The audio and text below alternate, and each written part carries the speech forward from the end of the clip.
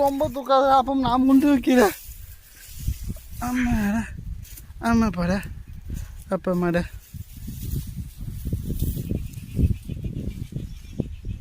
என்ன அப்போ ஏன்டா நாட்டில் செடியை பிச்சு போட்டியா?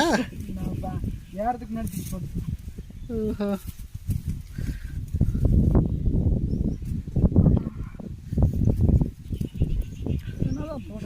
உண்மையில் சரி அந்த பக்கம் போகிறா.